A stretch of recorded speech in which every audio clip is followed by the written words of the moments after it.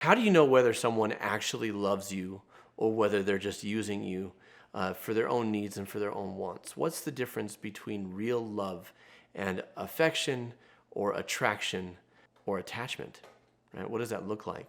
There's a wonderful episode of Buffy the Vampire Slayer that answers this question.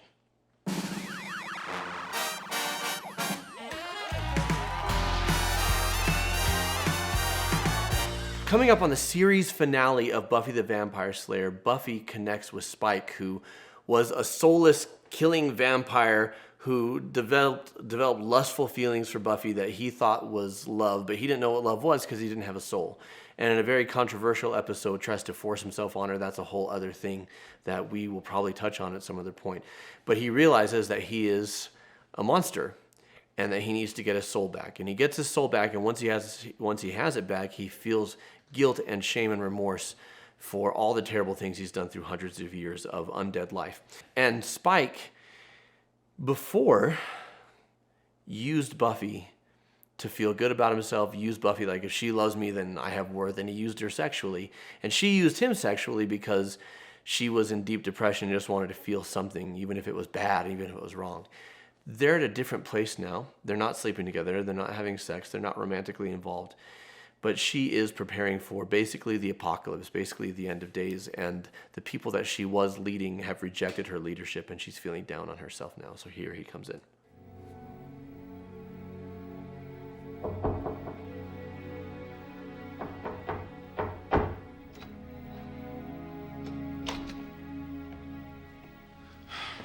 There you are. Do you realize I could just walk in here? No invite needed. This town really is theirs now, isn't it? I heard. Spike's my favorite character. I was over there. That bitch. She's all about smiles and reformation when you're on your feet. But the moment you're down, she's all about the kicking, isn't that right? She's talking about the person who took the mantle of leadership from Buffy. It wasn't just Faith. It was all of them. And it's not like they were wrong. Please leave. No. This'll change your tune. I came here because I got something to tell you. You were right. Caleb is trying to protect something from you. And I think you were spot on all the way. I think it's at the vineyard. I don't feel very right. You're not fooling me. What do you even mean? Well, you're not a quitter. Watch me. You're trying to comfort You were someone. their leader. There won't You be still comfort. are. This isn't something you gave up. It's something they took. And the difference is? No? No. You mean no as in eventually? You really have problems with that word, don't you? You can get them back. Can. Maybe. Should. Just so tired. They need you. So maybe you felt before that the people that you loved and served have turned on you and have rejected you. Or maybe you feel like Spike, you're trying to comfort someone who can't or won't be comforted. So what do we do? It's a bloody chaos over there without you. It is? Yeah. It's, there's junk. You know, food cartons, sleeping bags not rolled up. Everyone's very scared and unkempt. Sounds dire. I didn't see a lot. You know, came, hit Faith a bunch of times and left. Really? I mean, not that I'm glad. Oh, you say the word and she's a footnote in history. I'll make it look like a painful accident. That's my problem. I say the word, some girl dies. Every time.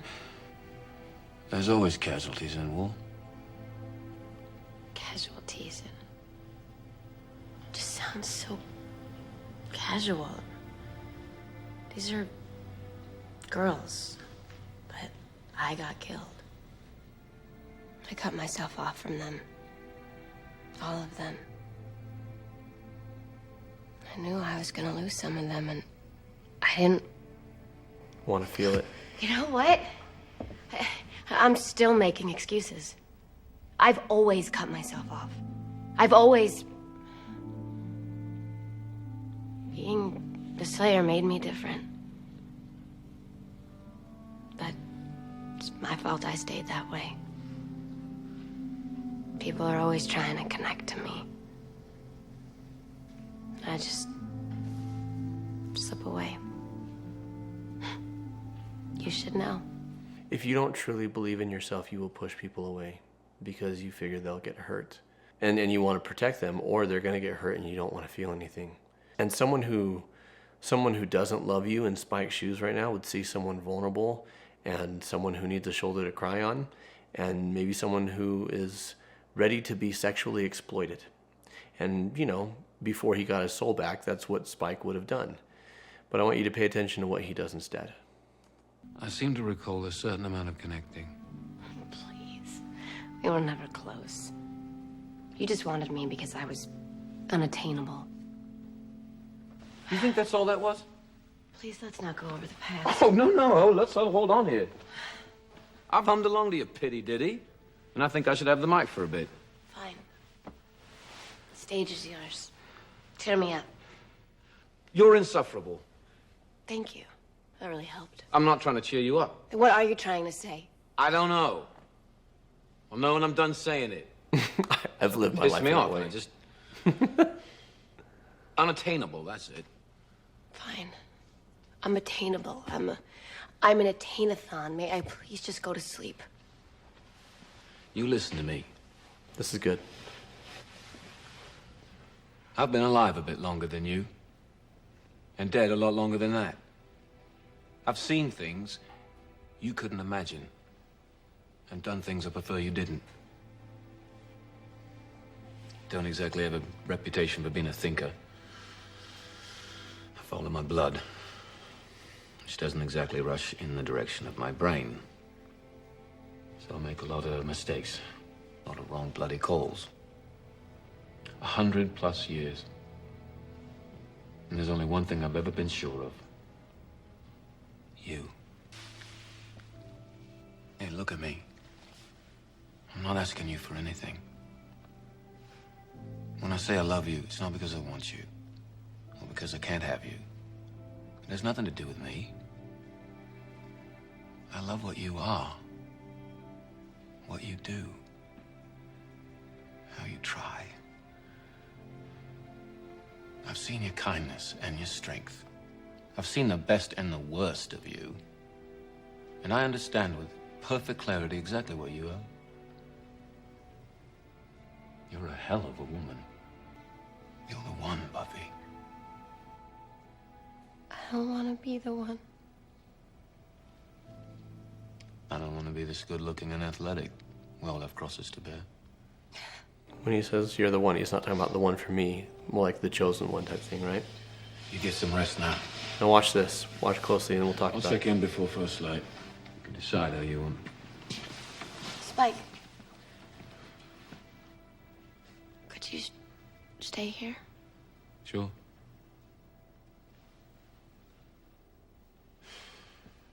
That diabolical torture device, the comfy chair. Do me fine. No. I mean, here. Will you just hold me? So, what is the difference between loving someone and using someone? And we have a culture built on two extremes. One is unrestrained, bodice-ripping passion, and the other is chaste self-denial and restraint. And somewhere in between those is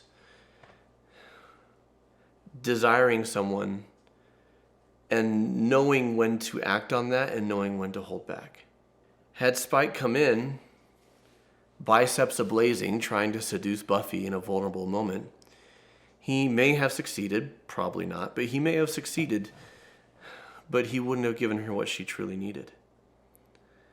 Like he says, I think with my blood, which doesn't rush in the direction of my brain. Spike's a very sexual character. And for him to stay and just hold her, because that's what she needs, is a big deal. For him to offer to sleep on the comfy chair instead of on the bed is a big deal. For him, if you know the history of the show, so many times he's wanted and desired her for himself. And when he says to her now, at this point in his journey, when I say I love you, it's not because I can't have you. It's not because I want you. It's got nothing to do with me. He says, I love what you are, how you try. I've seen your kindness and your courage. Love is seeing someone. Love is putting their needs before your wants. Love is being willing to sacrifice something because you care more about them than about yourself. And if the person you're with isn't acting that way, it's not love. At least not yet. Like, could it evolve into that? Sometimes. But even then, it only evolves into that if you establish kind of like what the guidelines are, right? What the barriers are, what the boundaries are is the word I'm looking for. We often confuse attachment for love, or attraction for love, or even affection. Spike started with attraction and then attachment, and that's, we see that as passion. Attraction and attachment often lead to possessive behavior, controlling behavior, abusive behavior. Affection is a step closer to love. Affection is tenderness and kindness and consideration, but it only blossoms into love when there is no expectation of anything in return. When you love somebody, you want their happiness. You may want that happiness to be with you, but even more than that, you want their happiness even if it's not. And how you can tell that this is actual love in his case, which is confusing to him, he's never experienced this before, is that he is putting himself second. Now that could be taken to an extreme, obviously. You can put yourself second over and over and over again in a relationship and just get walked on. But in a healthy relationship, it goes both ways. That is the difference in my mind between love and imitation love, what we often confuse with love. What do you think of this moment in Buffy the Vampire Slayer? What other Buffy moments would you like me to respond to? Let me know in the comments below. If you enjoyed this video, folks, we've got a whole Buffy playlist for you to enjoy right here. Until next time, keep shining. We need your light. And there's that playlist, just like I done told you.